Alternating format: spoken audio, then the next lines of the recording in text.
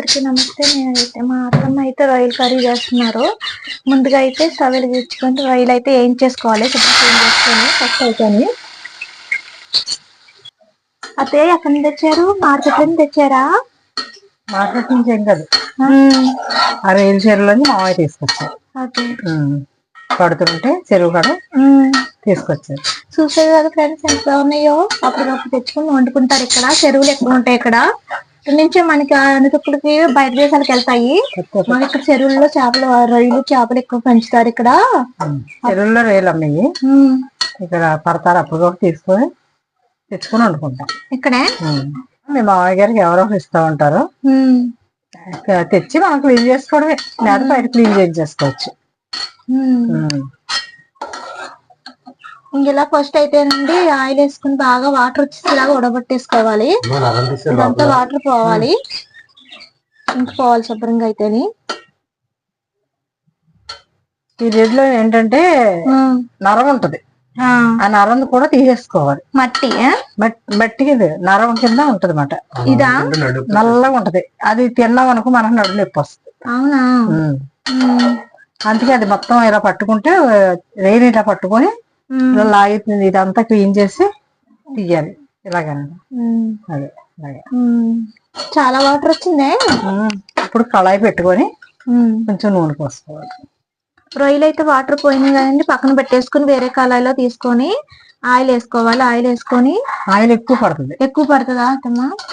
రొయ్యల కూర కంటేనే ఎక్కువ పడుతుంది. ఎక్కువ వేసుకోవాలంటండి ఆయిల్ అయితేని. మా అత్తమ్మ గారు ఇంట్లో అయితే ఎక్కువ నాన్ వెజ్ ఎక్కువ తింటారు. కనీసం 1 డే గ్యాప్ ఇచ్చి మరీ తింటారు వీళ్ళు. 5-6 వేసావా? 5-6 వేసాను. ఉల్లిగడ్డలు 4 వేసాను. నేను మిక్సీ పట్టను. మిక్సీ పట్టుకోవచ్చు కానీ తీసి వస్తుంది కూర. కళ్ళుప్పు ఎంత కొత్తమ్మ వాడుతున్నా? కళ్ళుప్పు వాడితేనే మంచిది, టేస్ట్ ఉంటాయి కూరలు. మనం సాల్ట్ వాడేస్తాం కదా, సాల్ట్ కంటే కళ్ళుప్పు టేస్ట్ వస్తుంది కూర. తర్వాత పసుపు వేసుకోవాలి. ఏం పసుపు అత్తమ్మా? ఇది విజయనగరం సైడ్ నుంచి తెప్పిస్తాను. అవునా?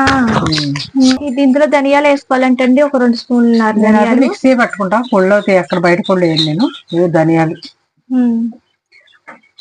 జీలకర్ర,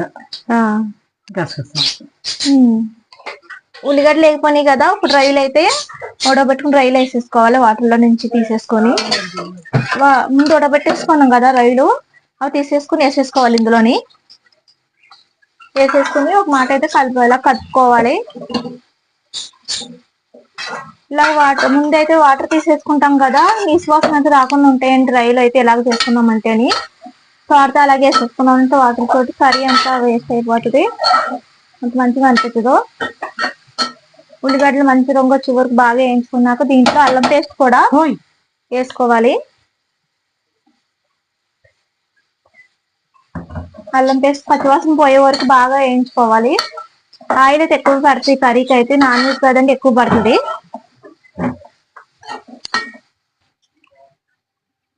కారం కూడా వేస్తున్నాను. నాన్ వెజ్ కదా ఎక్కువ పడుతుంది.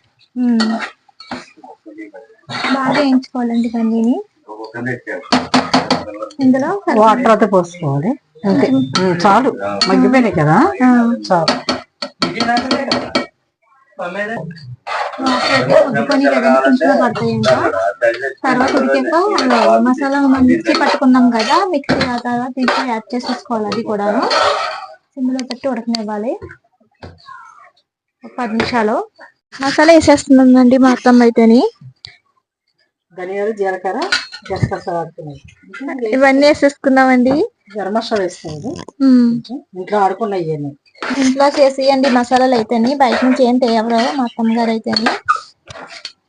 ఇలా గ్రేవీలా ఉంటది. తర్వాత కాస్తంత కొత్తిమీర చల్లేసుకోవాలి దీని మీద. కర్రీ అయితే అయిపోయిందండి, రెడీ అయిపోయింది. తప్పకుండా మీరు కూడా ట్రై చేయండి. కట్ చేసుకున్న కొత్తిమీర వేసేసుకోవాలి ఇందులోని. చూసారు కదండి ఎలా ఉంది, ఎంత బాగుందో. చూస్తాకి వేరు రైస్లో వేసుకుని తిన్నామంటే సూపర్ ఉంటుంది. వేరే లెవెల్లో ఉంటుందండి. ఇంకా రసం కానీ ఏం అవసరం ఉండదండి. కొంచెం గ్రేవీగా వండుకున్నాం కదా, కొంచెం ఫ్రై చేసుకుంటే అప్పుడు రసం పెట్టుకోవాలి. ఇలా అప్పటికప్పుడు తెచ్చుకున్న రొయ్యలు అయితే ఇక్కడ అప్పటికప్పుడు తెచ్చుకుని చేసుకుంటారు. ఎక్కువ చెరువులు అయి ఉంటాయి ఇక్కడ నుంచి బయట దేశాలకు వెళ్తాయి. ఎక్కువ ఫిష్ అన్నా రొయ్యలు అన్నా అన్నిని ఇక్కడ ఎక్కువ దొరుకుతాయి. మెయిన్ ఏంటంటే చెరువులు చేపలు అవి ఇక్కడ చెరువులు ఎక్కువ ఉంటాయి. ఇక్కడ చేస్తారు అన్నిని. బయట దేశాలు కూడా పంపుతారు. మా మామయ్య గారికి అయితే గుర్తునేస్తారు, డబ్బులు అంటే ఏం కొంటరు ఆయన అయితేని. వీడియో నచ్చితే లైక్ చేయండి, షేర్ చేయండి ఫ్రెండ్స్. Bye friends.